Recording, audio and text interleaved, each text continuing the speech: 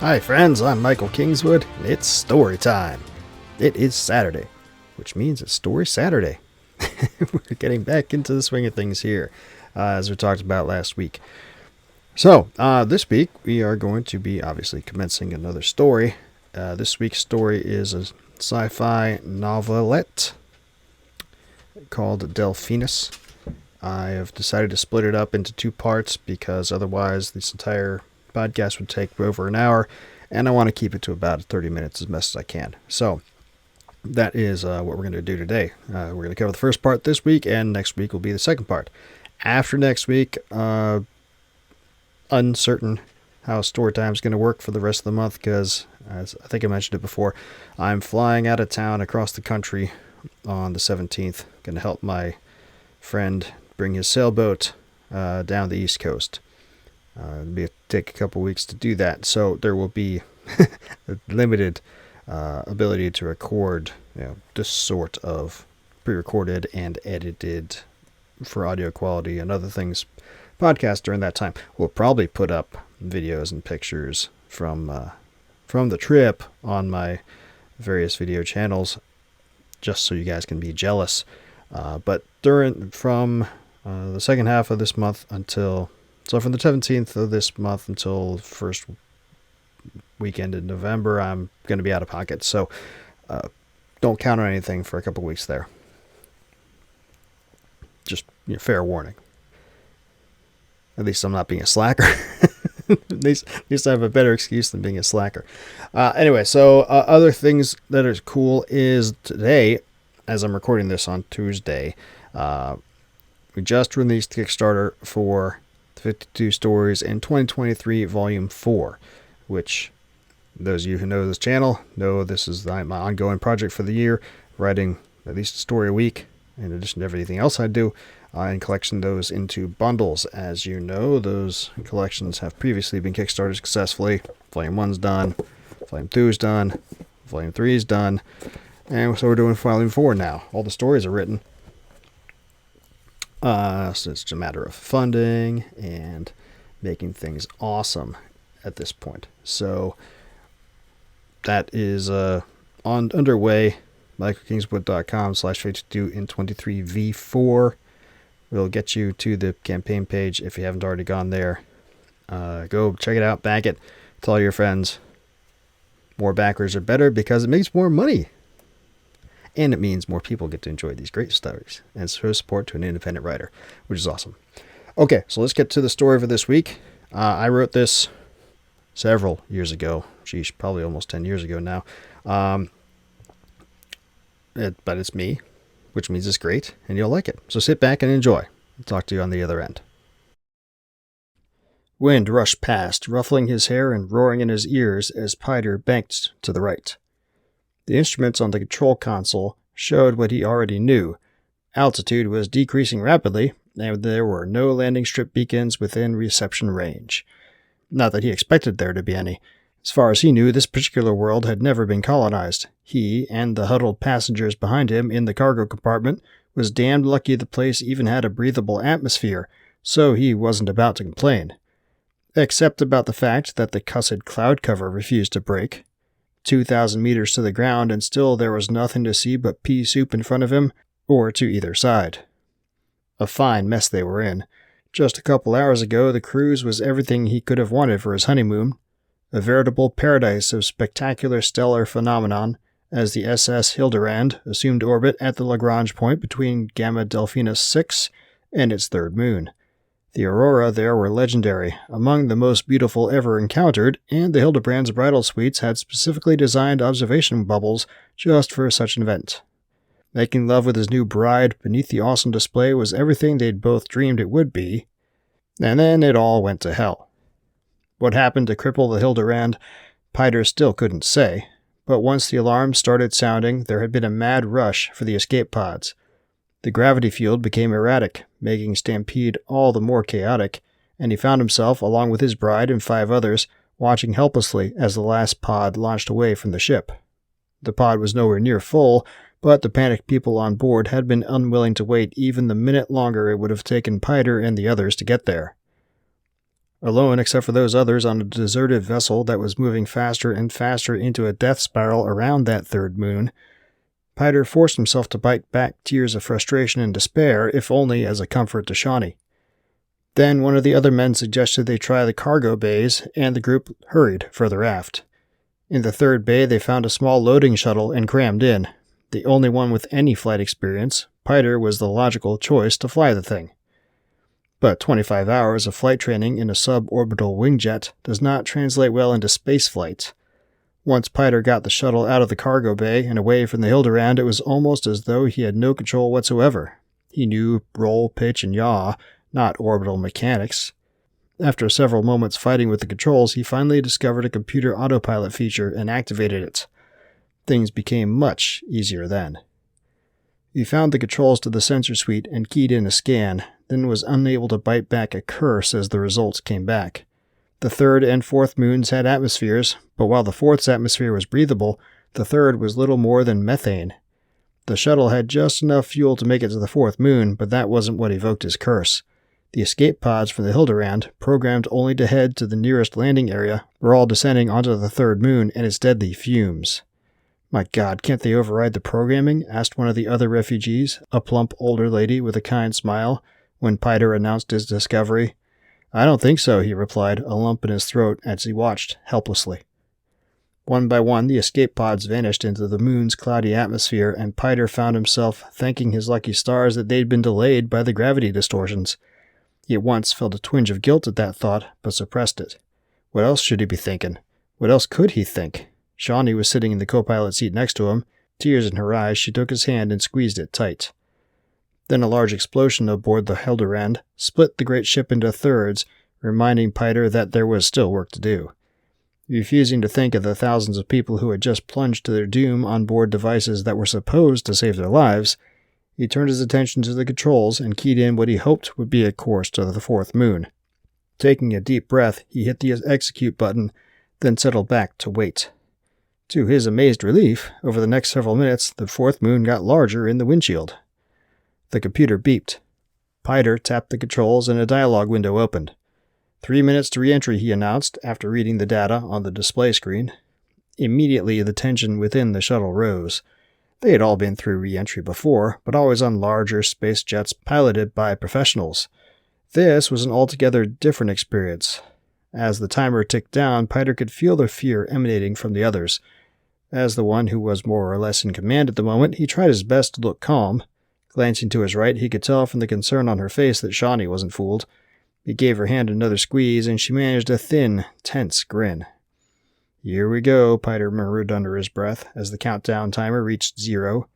Gradually, he felt the G's begin to build up from friction with the moon's atmosphere.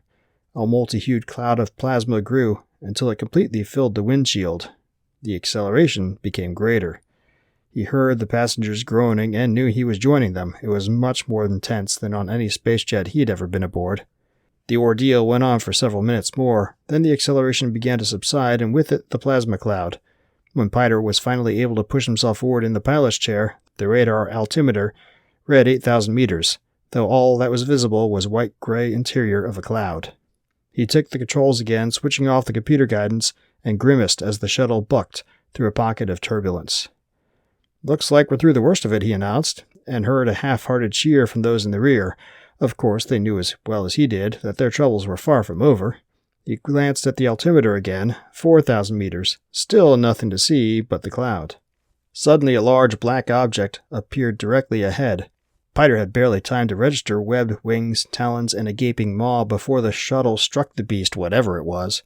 The port side of the shuttle's nose buckled completely, and the windshield cracked open. Hardened plastic shards sprayed back into the cockpit, and the shuttle tumbled into a stomach-turning spin almost completely out of control.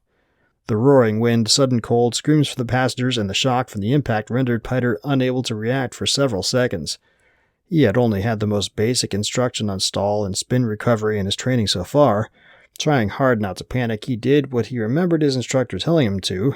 Reduce engine power. That had taken care of itself. The engine indicators were all dead. The collision must have knocked it out. Worry about that later. Roll controls to neutral, apply yaw in the opposite direction of the spin, nose down. The altimeter continued to tick down rapidly. not much time left, but slowly the spin began to subside. Finally, at 2,500 meters, Piter was able to return the shuttle to straight and level flight, or as close as he could get to it. And so, a few minutes later, he found himself banking to avoid what looked from radar returns like a large mountain range a few kilometers ahead, descending on a steep glide slope with no engine, and wondering when the hell the clouds were going to let up. 1,500 meters, still no visibility. 1,200. Then Shawnee exclaimed, "Look," and pointed off to the right. Or at least he thought that's what she said. It was almost impossible to hear anything aside from the wind noise. He followed her extended finger with his gaze and felt his spirits buoy considerably. Through a break in the clouds, he could see trees, or at least the alien equivalent. Piter banked right again, and the clouds thinned noticeably. Then, a few seconds later, the shuttle slipped below the cloud ceiling, and he beheld the world. Ahead, he could see rolling, forest-covered hills 1,000 meters below. Off to the left, there was not a mountain range, but an escarpment that stretched as far as he could see in either direction and rose up into the clouds. To the right, the hills continued for a few kilometers before appearing to smooth out, and was that a lake off in the distance? Piter turned toward the lake, hoping to get as close to a water supply as possible before they landed. Another glance at the altimeter, 500 meters. He needed to find a clearing or something, but there was nothing close enough to do any good. He breathed a curse under his breath. "Hold on tight, everyone," Piter shouted. Easing the nose up to reduce the shuttle's airspeed, he looked around one last time for a better place to put down. With nothing readily apparent, he tightened the straps on the seat, then looked over at Shawnee and attempted a reassuring smile. The initial impact with the forest canopy sent Piter surging forward straight against the seat straps. He felt an additional impact as somebody crashed into the back of his seat, then the shuttle struck something else and rolled to the right. Another even more jarring impact came a half-second later, completely shattering the windshield and sending the shuttle rebounding in a totally different direction. Screams of fear and pain issued from the passengers behind. Then he felt another impact and the seat straps tore out.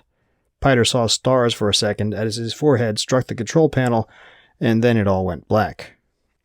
He had no idea how much time passed when he woke up, but it was still light outside, so it couldn't have been too long.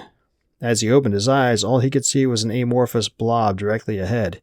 He heard something as well, but it was unintelligible. He thought he groaned, though he couldn't be sure. He blinked his eyes a few times, and the blob slowly resolved into Shawnee's face.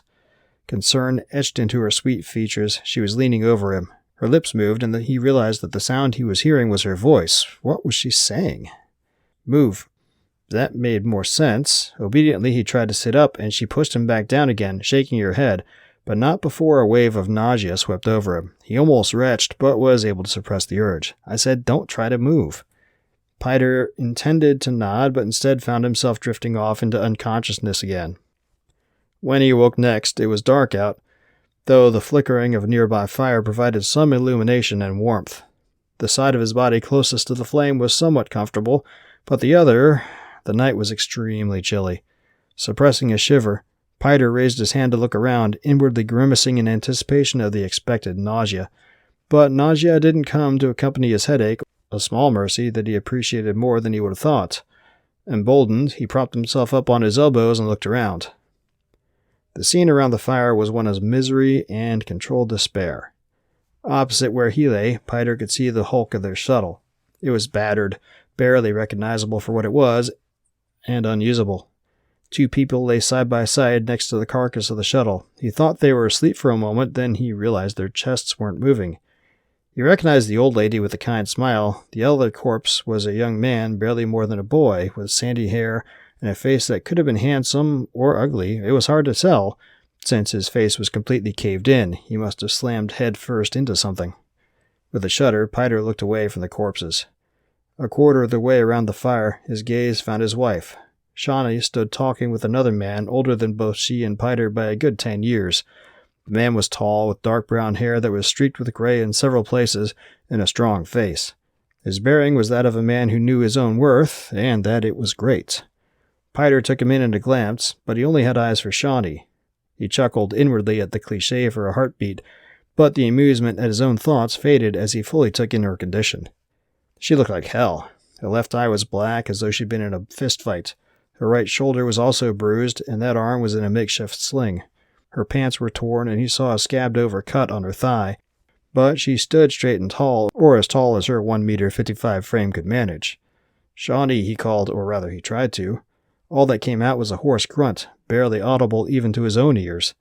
He tried again and managed something that was at least loud enough to carry, if not entirely comprehensible. Shawnee and the man with her looked over. Her eyes widened in surprise, then she smiled, a broad grin of joy and relief, as she hurried around the fire to his side. She caught him in a fierce embrace. As always, he was surprised by the strength in her small limbs, and as always, he found himself a bit aroused by it. That was awkward considering the circumstances, but still more than a little pleasant. "I was so worried about you," she said into his ear, punctuating her words with a kiss on his cheek. "I'm okay," he replied. His voice was beginning to come back. He actually understood what he was trying to say. Apparently Shawnee did as well, because she gave him another squeeze, then helped him sit up. Squatting back on her heels, she gestured toward the man she'd been talking with. "Piter, this is Stanley Fromere." Piter blinked in surprise and looked at the man more closely. Holy cow! Now that she'd said his name, Piter recognized him from the holovids. He was one of the most famous actors in the business. Hell, he just won the Best Actor for his role in The American King. It's an honor to meet you," Piter managed, trying not to sound too much like a pathetic fan man. Stanley burst out laughing and took Piter's hand in a solid grip. "You saved my life, brother. I think I'm honored to meet you." Piter looked from Stanley to the destroyed shuttle to the dead bodies next to it. "They wouldn't agree with you." Stanley and Shawnee looked over at the bodies as well. Shawnee frowned, her eyes returning to him with an expression of compassion and shared pain. Stanley, on the other hand, shrugged. His gaze as he looked back at Piter was direct. No one could have set that shuttle down in this force smoothly. Hell, we should all be dead. But we're not, and that's due to you. When we get back, I'll thank you properly, but for now, thanks. Really. Part of Piter's mind told him he shouldn't feel good about the job he'd done, but for whatever reason, Stanley's words evoked a warm glow in his chest, and Piter smiled with a certain pride of accomplishment. "Thanks, Mr. Fromere. Call me Stan." A thought occurred to Piter. "There were 2 others. They left a few hours ago to find water," Shawnee offered. "From the lake we saw in the air?" She nodded. "That was several kilometers away. They said that's why they should head out as soon as possible. I told them they should wait until you woke up so we could all go together, but they wouldn't listen. They took bearings off the shuttle's instruments and headed out." Piter frowned. It would be very easy to get lost in those woods. "Wait, what did she just said? Do you mean there's still power in the shuttle?" Shawnee nodded. Piter's spirits rose. "Then the rescue could still find us. We needed to turn on the emergency beacon." He tried to push himself up from his sitting position, but Shawnee prevented him from standing. "Already done. After the other 2 took their bearings, we turned on the beacon and powered down everything else, so stop worrying. We got it all covered." Piter's stomach growled, but there was no food. The shuttle had contained precious little in the way of emergency supplies, just a small first aid kit, a pack of 5 flares, emergency breathing equipment, and some life jackets. Shawnee and Stan had already used one of the flares to get the fire going, so there was little to do but settle in for the night. Shawnee suggested, and Piter and Stan agreed, that they should keep a watch throughout the night, not just to keep the fire going, but also in case the others returned and needed help. But by morning there was no sign of them. On the bright side, Piter was feeling much better. He'd had the first watch, but after that the remainder of the night's rest had done wonders for his head. Gingerly at first, and then with increasing confidence, he stood up and walked around the campsite. In the morning light, he was able to make out details that were hidden in the night. The shuttle was crushed against the base of a tree. The trees were mammoth, trunks almost 2 meters in diameter, standing at least 100 meters tall, and topped by short branches with long, wavy leaves. Several trees had been felled over a span of a few 100 meters. A few more were leaning over, bearing large gouges in their trunks. The shuttle's final descent had covered more distance than Piter realized. Looking around at that direction, he was amazed any of them had survived the crash at all. He and Stan spent several hours exploring the area around the camp, leaving Shawnee to tend the fire. There was little undergrowth, but despite that, they never saw any sign of animal life. However, in a small clearing maybe half a kilometer from the camp, they found several bushes that were heavily laden with berries. Caution stopped Piter from immediately eating his fill. How could they know if the berries were edible or not? Thinking about it more broadly, would they be able to safely eat anything at all on this world? Despite their being able to breathe the air, the life here could be very different chemically from humans. For that matter, was there even water in that lake, or was it some mix of toxic chemicals? Maybe the others hadn't returned yet because they'd found out the hard way. Piter got a sinking feeling in his belly. How long would the rescue take? Maybe they'd survived a mercifully quick death in the crash, only to slowly succumb to starvation and thirst. In the end, he and Stan decided to leave the berries. Upon returning to the camp, they found Shawnee engaged in conversation with a man and a woman that Piter recognized from the Hilderand. They were both grubby and looked exhausted, with several visible cuts and bruises, but they seemed in fair health, all things considered. "You made it," Stan remarked as he and Piter approached. "Any luck?" The man, of medium height, with balding black hair atop a round, chubby head, gestured to the side where a makeshift bucket lay filled with water, or what looked like water. Not so hard getting there, but it was mostly uphill walking back. "The lake looks clean enough, though. Water's tasty." Piter looked at him askance. "You drank it? Did you boil it first, at least?" The man looked confused and shook his head. "Should I have?" Piter waved the question off and lugged the bucket over to the fire. It was too late to worry about it now, at least for them. The pair introduced themselves as Ben and Shirley, a married couple from Centauri who booked their cruise as a second honeymoon. Piter halfway expected them to take ill. Who knew what sorts of bacteria or other bugs lived in the water on this world? But as the day wore on and dusk set in, they showed no signs of difficulties, so Piter began to think he was worrying too much. At least they had water now, however limited a supply. That was something to celebrate. As they made preparations for the night, it struck Piter that daylight seemed to last a long time. A glance at his chronometer, set for a standard 24-hour Earth day, confirmed it. Not that he should have been surprised. The odds of this moon having a rotation rate anything close to Earth's were minuscule at best. But it was still a bit disconcerting to be bone-weary before full dark. But sleep would have to wait a bit longer. The two bodies were starting to smell, and it wouldn't do to keep them nearby for much longer.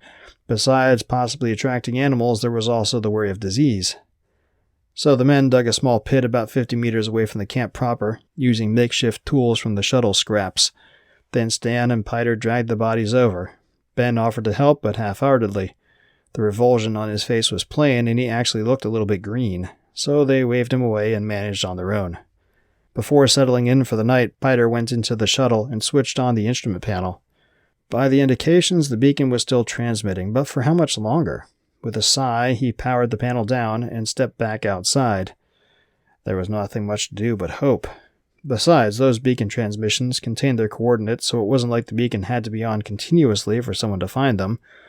All the same, as he lay down next to Shawnee, he felt a surge of despair. His last thought before drifting off to sleep was certainty that they were all going to die there. An ear-piercing, guttural roar woke Piter from a deep sleep. He sat bolt upright and saw that the others had done the same. "What the hell was that?" Stan asked. Ben, who had the watch, was standing off to the side, peering out into the woods beyond the circle of firelight. "There's something moving around out there," he said. "No kidding," Shawnee muttered softly, so that only Piter could hear. He smirked, giving her a wink in reply. Another roar wiped the smirk from Piter's face. Whatever that thing was, it was getting closer. Then a second roar, halfway around the campfire from the first, drew every eye in that direction. "Two of them," muttered Stan, his voice quavering as his eyes darted quickly from side to side. He inched closer to the fire, then slowly crouched and withdrew a large stick from the blaze. Burning brand in hand, he looked a little bit less afraid. Piter couldn't blame him. The two creatures got closer still until Piter could hear their footsteps and raspy breathing as they circled around the fire. A couple of times he thought he caught a glimpse of one of them at the extreme edge of the firelight, but it was gone quickly. Finally, the two creatures stopped moving, over by the grave the men dug earlier. The roars became a series of snuffles, growls, and barks, and Piter could hear a rapid, scuffling sound. He gulped. "They're digging up the bodies." Shawnee, pressing closer to him, and her eyes wide with fright, shuddered. The scuffling sound stopped after a few moments, and one of the creatures let out a longer, higher-pitched roar. It was answered after a short moment by a number of lower-pitched barks and roars from every direction. Piter tried to count how many, but he lost track at 15. The new creatures quickly drew nearer, their vocalizations becoming louder by the second. Piter bumped into something, and he looked to his right to see Shirley standing close at his side. Stan was standing just as close on her other side. Without even realizing it, the small group had backed up into a cluster as close to the fire as they could. Only Ben remained apart from the rest of them, out closer to the edge of the firelight, where he had been keeping watch. The creatures converged on the grave site, and it quickly became obvious from the sounds that some of the creatures were fighting each other for the meat.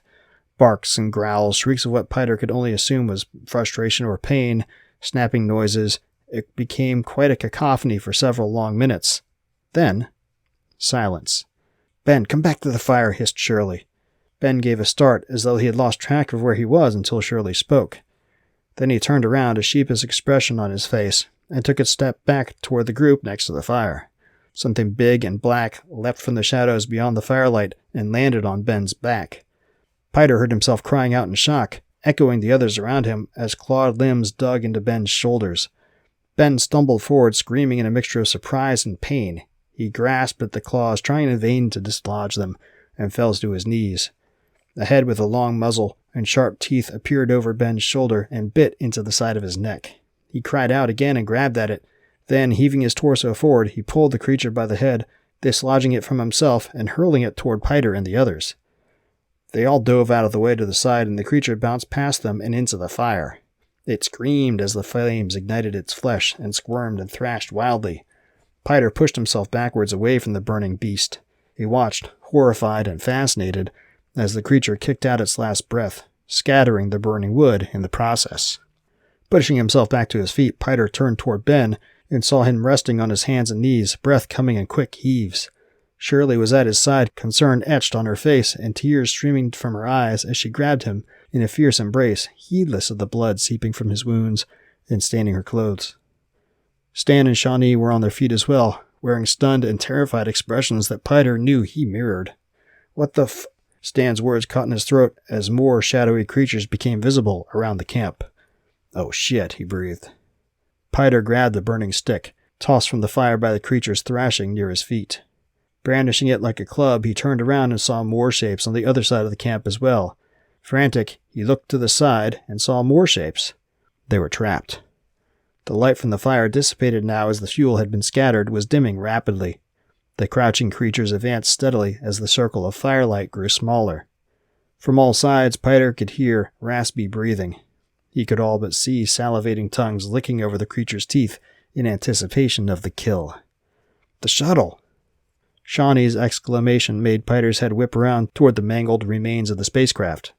She was already moving toward it, and Piter instantly understood. High ground, keep out of their reach. The others caught on just as Piter had. Shirley and Stan hauled Ben to his feet and began moving toward the shuttle as Shawnee hauled herself atop the hulk. Piter hurried to catch up. A roar from the side drew his eye and his heart sank. A creature, larger than the others, was advancing toward them. He shouted and waved his stick at the creature. It growled, but recoiled from the flames. Piter backpedaled quickly, bumping into the others in his haste to put distance between himself and the creature. He heard Stan curse at the impact, and they all fell to the ground. In the confusion of tangled arms and legs, it took what felt like an eternity for Piter to regain his feet. He found himself looking into the large creature's gaping maw.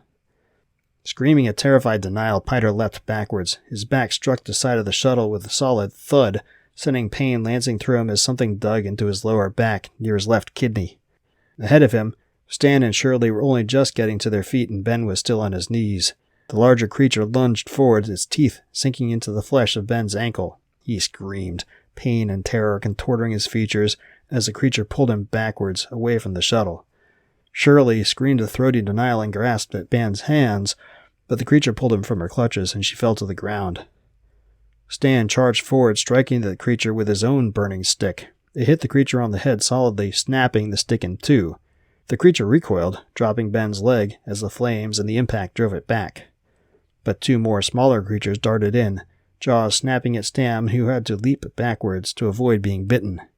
They almost had him regardless, but Piter pushed himself off the side of the shuttle, biting back the agony of his protesting back, and again laid about with his burning stick.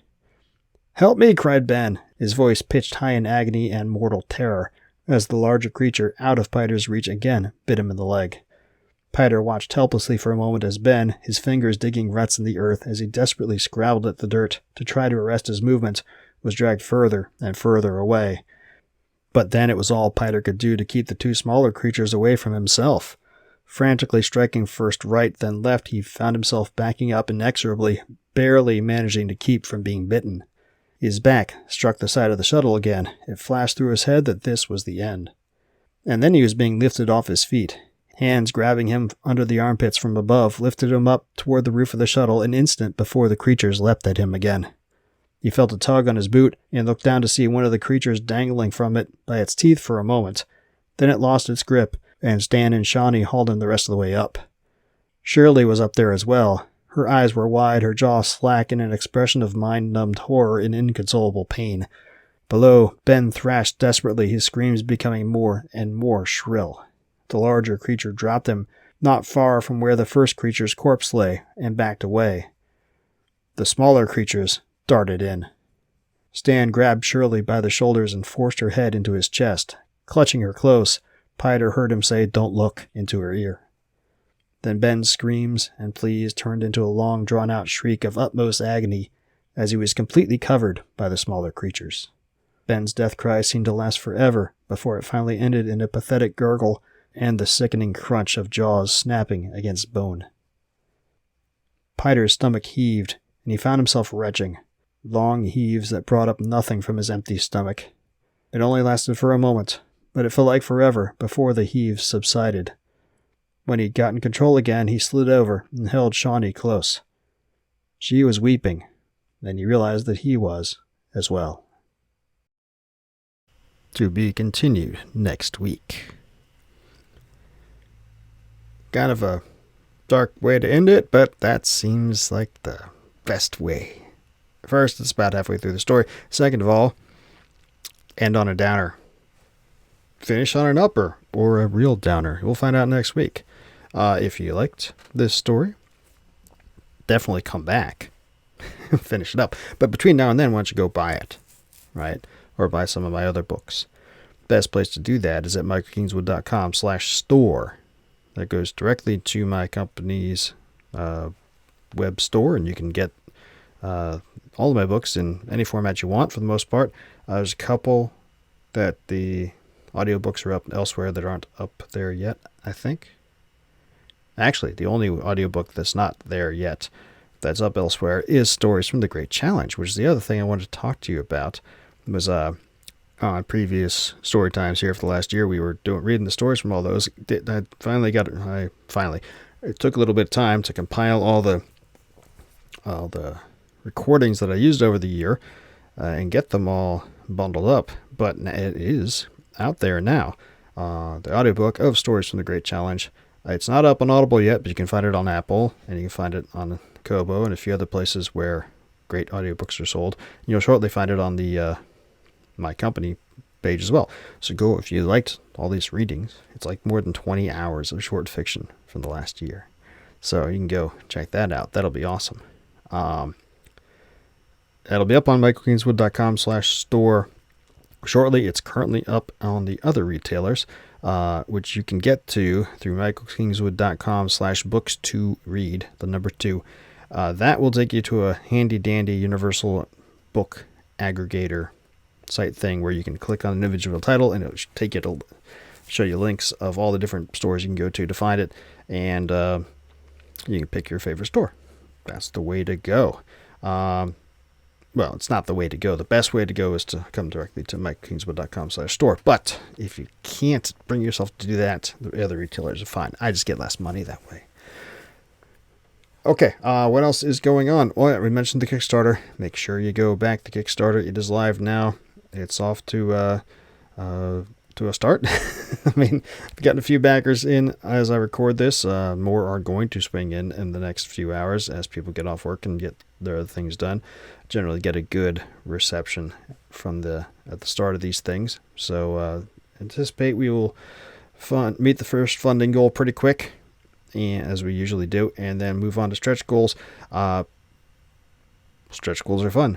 I like meeting stretch goals, and you should like it too. So come by, check out the campaign, back it, and then tell all your buddies so they can back it too, so I can get more money, and they can read fun stories. It's a win-win for everybody.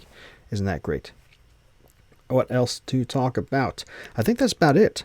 So if you've enjoyed this session of Story Saturday, make sure you've liked the video or the podcast where you're at. Make sure that you're subscribed to the various feeds wherever you found it, and come back next week. for more story time. We will complete Delphinus, and we'll go from there. Also, check out, keep an eye out on my various YouTube and Rumble and Odyssey and BitChute channels. Not BitChute because you can't live stream to that, but Rumble and Odyssey and other channels. I'm going to be doing periodic live streams through the next couple weeks as we proceed on in the campaign. So that'll be fun, just to check up on how Kickstarter's treating us. And yeah, that's about it. So hey, thanks for joining in. I will talk to you next time. Until then, don't do anything I wouldn't do.